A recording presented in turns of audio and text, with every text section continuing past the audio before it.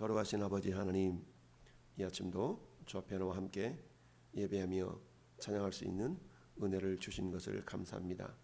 성령의 능력이 장중에 붙들림 맞도록 우리 주께서 역사하여 주옵소서. 말씀으로 세상을 창조하시고 우리 마음을 또 비려가시는 그 하나님의 은혜를 아버지 사모하오니 성령이여 역사하여 주옵소서. 이 시간도 말씀 속에 주님의 뜻을 분별하며 주의 음성을 듣기를 원하오니 성령께서 친히 함께하여 주옵소서. 감사합니다. 예수님의 이름으로 기도드리옵나이다. 아멘. 하나님 말씀 레위기 5장 14절에서 6장 7절까지입니다. 레위기 5장 14절에서 6장 7절까지 교독합니다. 여호와께서 모세에게 말씀하여 이르시되 누구든지 여호와의 성물에 대하여 부지 중에 범죄하였으면 여호와께서 속죄제를 드리는 가치를 따라 성소의 세겔로 몇 세겔은 상당한 흠없는 순양을 양떼 중에서 끌어다가 속건 제물로 드려서 성물에 대한 잘못을 보상하되 그것의 5분의 1을 더하여 제사장에게 줄 것이요 제사장은 그 속건제의 순양으로 그를 위하여 속죄한즉 그가 사함을 받으리라. 만일 누구든지 여호와의 계명 중 하나를 부지 중에 범하여도 허물이라 벌을 당할 것이니 그는 내가 지정한 가치대로 양떼 중 흠없는 순양을 속건 제물로 제사장에게로 가져갈 것이요 제사장은 그가 부지 중에 범죄한 허물을 위하여 속죄한즉 그가 사함을 받으리라. 그는 속건제니 그가 여호와 앞에 참으로 잘못을 저질렀음이니라. 여호와께서 모세에게 말씀하여 이르시되 누구든지 여호와께 신실하지 못하여 범죄하되 곧 이웃이 맡긴 물건이나 전덕물을 속이거나 도둑질하거나 착취하고도 사실을 부인하거나 남의 잃은 물건을 줍고도 사실을 부인하여 거짓 맹세하는 등 사람이 모든 일 중에 하나라도 행하여 범죄하면 이는 죄를 범하였고 죄가 있는 자니 그 훔친 것이나 착취한 것이나 맡은 것이나 잃은 물건을 주운 것이나 그 거짓 맹세한 모든 물건을 돌려보내되 본 그 본래 물건의 5분의 1을 더하여 돌려보낼 것이니 그 죄가 드러나는 날에 그 임자에게 줄 것이요 그는 또 그 속건 제물을 여호와께 가져갈지니 곧 내가 지정한 가치대로 양떼 중 흠없는 순양을 속건 제물을 위하여 제사장에게로 끌고 갈 것이요 제사장은 여호와 앞에서 그를 위하여 속죄한즉 무슨 허물이든지 사함을 받으리라. 아멘. 할렐루야.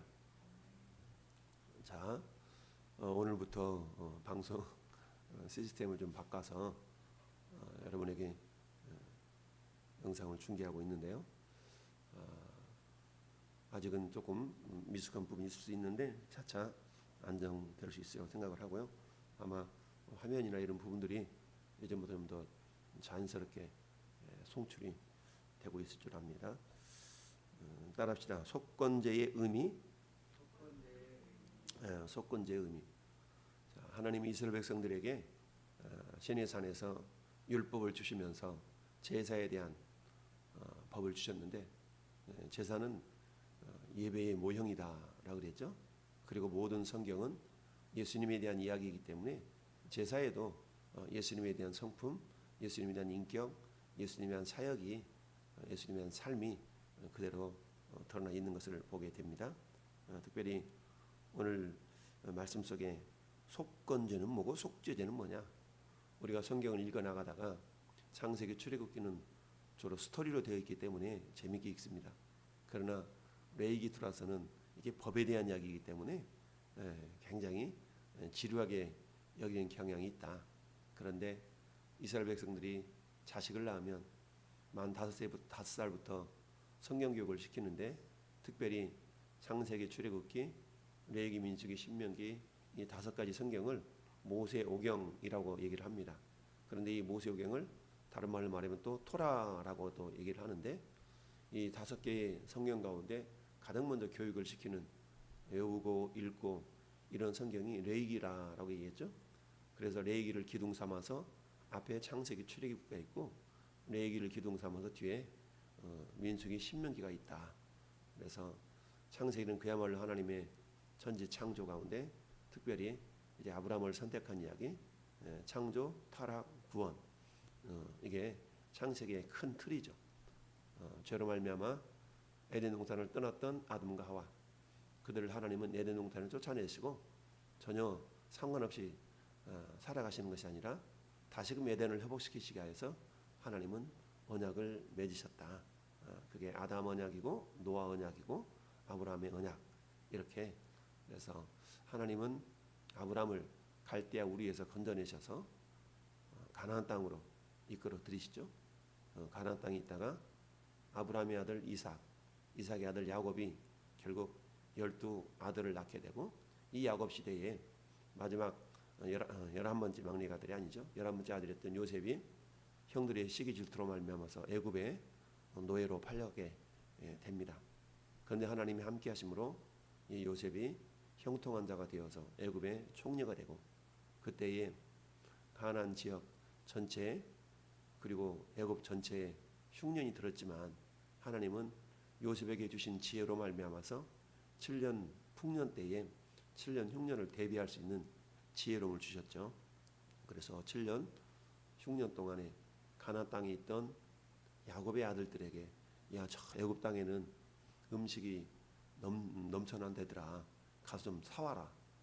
이렇게 해서 와보니까 요셉은 형들이 온 줄 알았지만 형들이 요셉인 줄 알지 못하죠. 그래서 7년의 가뭄이니까 그야말로 죽을 판이죠. 결국 야곱을 애굽으로 초청을 하죠. 그래서 야곱의 70 자식들이, 가족들이 애굽으로 이주하게 되어져서 고센이라는 한 곳을 구별해서 그곳에 거하게 되고, 처음에는 요셉을 알던 사람들은 이스라엘 백성들을 평안하게 대우했지만, 그러나 요셉을 알지 못하는 새로운 왕이 일어나고, 그런 가운데 이제 이스라엘 백성들을 향해서, 야, 저 사람들이 우리보다 더 숫자가 많아서 나중엔 우리를 다스릴 거 아니냐 라고 하면서 그때부터 이제 이스라엘 백성들을 결국 핍박하고 박해하고 결국은 종으로 부려먹는 그런 인생이 되게 만들었죠. 이게 430여 년의 세월이 흘러서 결국 출애굽기 2장에 이스라엘 백성들이 그 고된 노동으로 말미암아 여호와께 부르짖으니, 출애굽기 2장 23절 말씀이죠. 여호와께서 그들의 언약을 기억하사, 하나님께서 아브라함과 맺으셨던 언약을 기억하사, 하나님은 기억하시죠. 언약을 기억하사 그들의 고통 소리를 들으시고 언약을 기억하사 그들을 구원해냈다 라고 출애굽기 2장 시작되면서 결국 모세와 아론을 하나님이 이집트로 보내셔서 200만 명이나 되는, 장정이 60만 명이니까 남녀노소 다 합치면 200만 명이 되죠.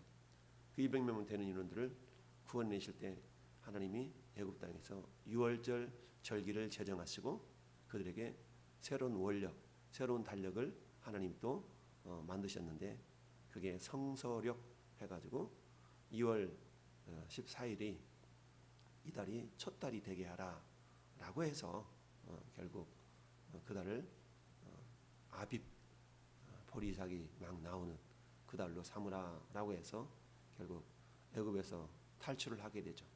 애굽에서 탈출해서 시내 광야까지 약 2달이 걸쳐서 2달 만에 시내 광야에 도착하게 됩니다.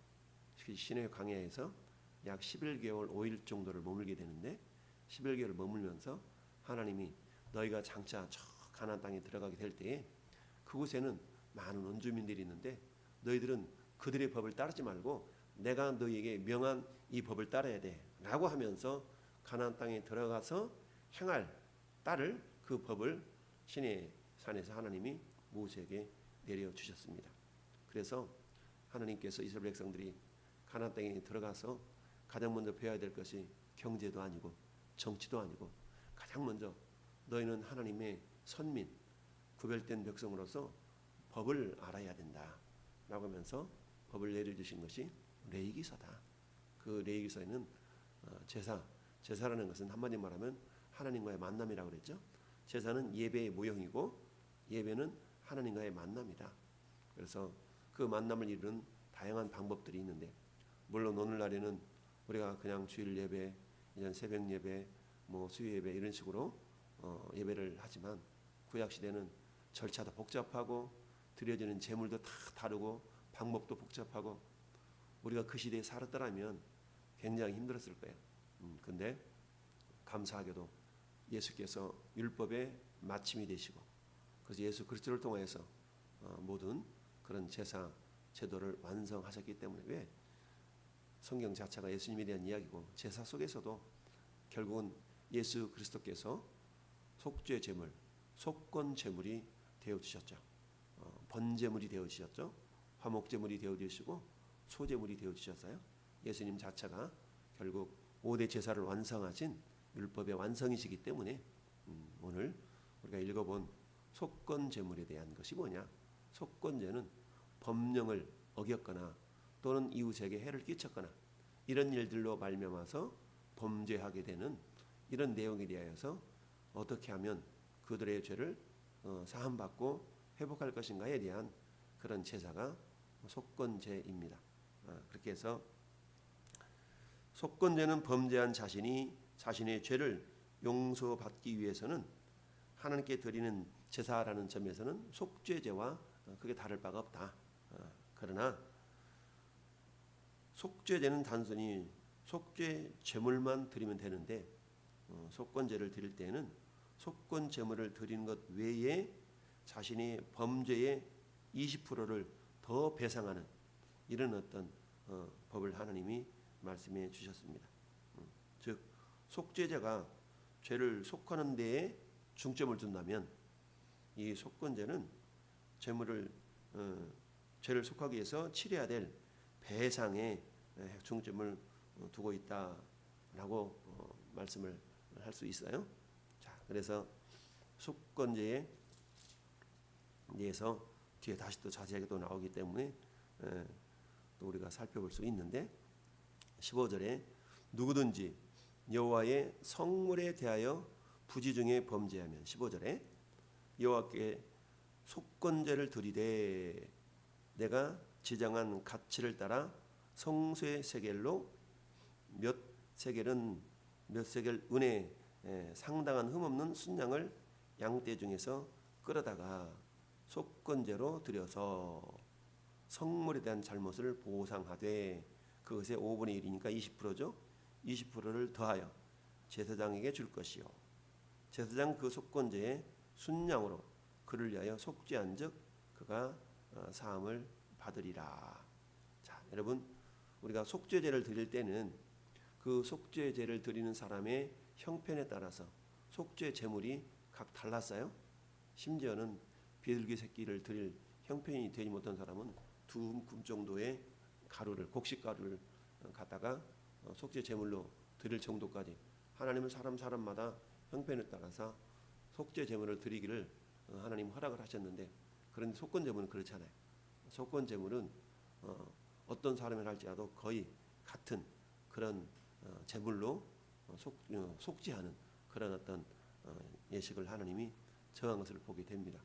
그만큼 하나님의 어떤 계명, 이런 이웃을 향한 사랑, 이런 부분들이 철저하게 우리가 지켜져야 되고, 또한 우리 내면 속에 있는 어떤 죄에 대한 이런 것들을 근절시키고자 하는 하나님의 의지가 강하게 나타나 있다라고 볼 수가 있습니다. 그래서 누구든지잖아요. 누구든지, 결국 예외가 없이 이 말이죠. 누구든지 남녀노소, 빈부고초, 빈부귀천을 막론하고 누구든지, 걔는 어려서 잘 몰라, 우리가 그러잖아요. 어려서 잘 몰라. 그런다 할지라도 누구든지 여호와의 성물에 대하여 부지 중에 범죄하였으면, 여러분 엘리 제사장에 대한 이야기를 우리는 알고 있어요. 사무엘상에 보면, 사무엘상 2장 3장에 엘리 제사장의 두 아들이 홈리와 비느하스가 있는데, 이 두 아들은 성경은 불량자라고 표현하고 있습니다. 그래서 이들을 하나님께서는 불량자라 그러면서, 왜 불량자라 그랬더니 여호와께 드리는 제물에 대해서 그들이 소중히 여기지 않았다. 먼저 하나님께 드려야 되는데 내 것 내놔 라고 하면 생떼 쓰는 그런 모습들이 있었죠. 결국 그 모습을 보고 그 아버지 엘리가 내 아들아 왜 그래 그러면 안 되지 라고 그냥 그렇게 얘기만 하고 말하지 어떤 책망하거나 이런 일이 없었죠. 결국은 그 일 때문에 결국 이 두 아들은 어떻게 됩니까? 블레셋과의 전투에서 법궤는 빼앗기지 두 아들은 한꺼번에 죽지. 그 소식을 들은 엘리는 몸이 비둔해서 넘어져서 목이 부러져 죽지. 이런 어떤 심판을 받는 걸 보게 됩니다. 그 정도까지 하나님을 향한 어떤 경외심, 경배, 예배 그리고 이웃을 향한 사랑 이것을 하나님 굉장히 귀하게 여기시는 것을 보게 됩니다. 특별히 누구든지 여호와의 성물, 여호와의 성물은 뭐가 여호와의 성물이에요? 하나님께 드려진 모든 것들은 다 성물이에요. 성물이라고 그러죠. 성물에 대하여 부재중에 범죄하였으며 우리가 흔히 그렇잖아요. 제가 주일에 기도할 때 하나님 주님의 날을 내 날로 여기지 않고 주일은 구별해서 주님의 날로 드려진 거잖아요. 그렇기 때문에 주님의 날을 내 날로 여기지 않는다. 주님의 날을 주님의 날로 여기는 것이 우리가 주일을 지키는 것이다 라고 우리가 표현을 하죠. 그러니까 주일에 내 사사로운 어떤 시간, 내 사사로운 이익을 위하여서 내가 그 하나님의 시간을 활용해서 예배 자리에 나가지 않는 자체도 결국 뭐냐면 이게 속건제를 드려야 될 그런 내용이에요. 지금 그 당시로 말한다 그러면 또 뭡니까? 우리가 11조에 대한 부분도 그렇잖아요. 11조는 내가 주님을 나의 주인으로 나의 구주로 믿고 고백하며 드리는 주님의 주권을 인정하는 그런 어떤 물질이 11조잖아요. 그러니까 11조에 대해서 우리가 하나님의 본전이 구별하여 드리지 않는 이것도 결국은 뭐냐면 결국 이것도 속건제를 드려야 될 그런 상황인 거죠. 그런데 속죄제는 잘못한 거에 대한 제물로 내 형편에 맞는 제물로 제사를 드렸지만 그러나 속건제는 어때요? 거기에 대해 20%를 더 내서 드려야 되는 그런 모습들이 있었던 거죠. 그러니까 그만큼 뭐예요? 더 엄격하다는 얘기는 그만큼 철저하게 하나님께서 우리에게 하나님의 말씀을 준행할 것을 유혹하고 있는 것을 보게 됩니다. 17절도 만일 누구든지 여호와의 계명 중 하나를 부지 중에 범하여도 허물이라 벌을 당할 것이니 그는 네가 지정한 가치대로 양떼 중에서 흠없는 순양을 속건제물로 제사장에게로 가져갈 것이요 라고 얘기했죠. 그러니까 누구든지 여호와의 계명 중 하나를 부지 중에 범하여도 허물이라. 그 계명 중에 또 하나를 범하여도 그러면서 지정한 가치대로 양떼 중에 흠없는 순양을 속건제물. 나는 형편이 어려운데요. 근데 승희 형편이 어려우나 좋으나 제물에 대한 부분들은 그 속죄제를 드릴 때와는 다르게 거의 동일하다라는 것을 알 수가 있어요. 그것은 뭡니까? 그만큼 하나님께서 엄격하게 법을 집행하신다라는 것을 우리가 볼 수가 있습니다. 그러니까 먼저는 하나님의 성물에 대한 이것은 뭐예요? 하나님과의 관계성이거든요. 그래서 속건제는 하나님과의 관계성을 먼저 정립하라라는 얘기예요. 하나님과 관계. 그래서 하나님과의 먼저 우리가 화목이 되어줄 수 있어야 되겠죠. 예수님께서는 먼저 우리가 하나님과 어떤 관계성 속에서 반듯하기를 원하시죠. 그 다음에 어때요?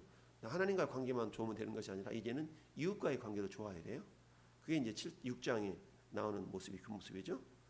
6장 2절에 누구든지 여호와께 신실하지 못하여 범죄하되 곧 이웃에 맡긴 물건이나 전당물을 속이거나 도둑질하거나 착취하고도 사실을 부인하거나 다음에 이런 물건을 줍고도 사실을 부인하여 거짓 맹세하는 등 사람이 이 모든 일 중에 하나라도 범죄하면 자 5가지를 얘기를 하고 있죠. 이것은 뭡니까? 누구든지 여호와께 신실하지 못하여 범죄하되 라고 말씀하면서 어떤 얘기를 해요? 이웃에 대한 이야기를 하죠. 여호와께 신실하지 못하여 여호와께 범죄하거든 이러지 아니하고 여호와께 신실하지 못하여 범죄하되 곧 이웃이 맡긴 물건. 결국 하나님께서 십계명에서 부모를 공경하고 살인하지 말고 간음하지 말고 거짓 증거하지 말고 도적질하지 말고 이웃 물건을 탐내지 말고 이러잖아요. 이게 6가지 계명이 이웃을 향한 계명이죠. 그런데 이웃을 향한 계명은 대인 계명이라고 얘기하는데 이 대인 계명은 결국 대신 계명인 뭡니까? 1계명부터 3계명, 4계명까지 다른 신을 내게 있게 말지니라 우상을 섬기지도 말고 만들지도 말고 그에게 경배하지도 말아라. 우상에 대한 부분. 그다음에 여호와 이름을 망령되 일컫지 말라. 그다음에 안식일을 기억하여 거룩히 지켜라. 요 4가지 계명은 하나님을 향한 사랑의 계명이라고 그랬어요. 이 하나님을 향한 사랑의 계명이 지켜지지 않는 사람은 이웃을 향한 사랑의 계명이 지켜지지 않기 때문에 오늘 하나님 2절에 그렇게 말씀하시는 거예요. 누구든지 여호와께 신실하시 못하여 범죄하되 곧 이웃에 맡긴 물건이나 전당문을 속였어. 도둑질하거나 착취하고도 사실을 부인해. 남의 물건을 줍고도 아니라 그래. 거짓 맹세하는 등 사람이 이 모든 일 중에 하나라도 행하여 범죄하면 여기 해당되면 어때요? 이는 죄를 범하였고 죄가 있는 자니 그 훔친 것이나 착취한 것이나 맡은 것이나 이런 물건을 주운 것이나 그 거짓 맹세한 모든 물건을 돌려보내되 곧 본래 물건에서 얼마를? 5분의 1을 20%를 가산해서 배상을 하는 얘기죠. 그날 임자에게 줄 것이요. 그러면서 어때요? 그는 또 그 속건 제물을 여호와께 가져갈 것이니 곧 내가 지정한 가치대로 양떼 중 흠없는 순양을 속건 제물로 드려라. 순양을 드리라고 그랬죠. 순양을. 그래서 속건 제물은 형편 상황이 이러하니까 저는 안 되겠는데요가 아니라 동일하게 다 속건 제물로 적용해서 드리는 것을 보게 됩니다. 그럴 때에 제사장은 속죄한즉 죄를 속함을 받게 되리라라고 말씀하고 있습니다. 결국 하나님은 이웃과의 문제라는 것 역시 우리가 하나님과 관계가 바르게 설정되지 아니하면 이웃과의 관계도 온전할 수가 없다는 것을 말씀하고 있습니다. 그렇잖아요. 어떤 사람들을 보면은 정말 하나님을 향하여서 기도도 잘하고 예배도 잘 드리는 것 같은데 그렇게 이웃 관계가 서먹서먹하고 티격태격하고 왜 그 소문이 들려지면 아우 저 사람은 교회 권사라는데 저 사람은 교회 집사라는데 아우 나 저 사람 보면 나 교회 안 다니기 싫어 이런 사람이 있거든요. 이것은 왜 그러냐면 하나님과의 관계가 겉으로 볼 때는 바른 것 같은데 바르지 않기 때문에 그래요. 하나님의 관계가 바르면 이웃과의 관계도 바를 수밖에 없어요. 그래서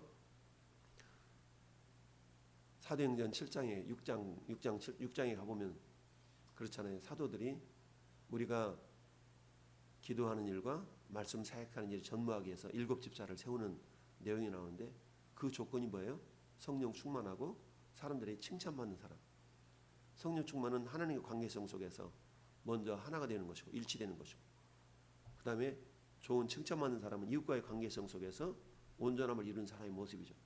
이처럼 하나님 인정하고 이웃이 인정하는 그런 사람을 7 집사로 세워서 사도 바울이 어떤 귀한 동역자들로 일꾼들로 세웠던 걸 보게 됩니다. 이런 것처럼 속건제라는 것은 속죄제와 다르게 그 제물이 빈부귀천을 막론하고 똑같았다. 이것은 그만큼 하나님과의 관계성 속에서 온전함을 이룬 자라야만이 이웃과의 관계성도 온전해질 수가 있다는 것을 강조하기 위한 것이었고 특별히 이웃에게 어떤 해를 가하거나 피해를 주거나 부지불식간에 자기도 모르는 가운데 피해를 줄 수 있잖아요. 그런데 그것이 깨달아졌을 경우에는 20%를 가산해서 배상을 해주라 라는 것을 말씀하고 있습니다. 그만큼 이웃을 소중히 여기라, 이웃을 사랑하라는 십계명의 핵심 가치. 마태복음 22장에 예수님이 말씀하시잖아요. 이웃을 사랑하고 하나님을 사랑하고 이웃을 사랑하는 그 계명, 이것이 모든 율법이요 선지자요 강령이니라. 이런 것처럼 오늘 말씀 5가지의 제사 가운데 속건제, 마지막 5번째 속건제에 대해서 살펴봤는데 하나님을 향하여서 온전치 못한 자는 이웃을 향하여 온전할 수가 없다라는 이 한 가지 사실을 기억하면서 우리가 오늘 한 날도 정말 하나님과 이웃에게 신실한 그런 관계성을 회복하는 복된 하루가 될 수 있기를 예수님의 이름으로 축원을 드립니다. 아멘. 거룩하신 아버지 하나님 감사합니다. 오늘 한 날도 주의 은혜가 차고 넘칠 수 있도록 성령이여 역사하여 주옵소서. 감사합니다. 하나님과 이웃을 향한 그 주님의 사랑의 계명을 우리가 겸손하게 준행하여 내가 먼저 하나님을 사랑할 때에 그 사랑이 이웃에게로 흘러간다는 사실입니다. 하나님, 나는 하나님을 사랑하고 신앙생활 잘한다고 하는데 이웃과의 문제 속에서 서먹서먹하고 관계가 틀어져 있다면 우리는 다시 한번 하나님과의 관계를 점검해 보아야 됩니다.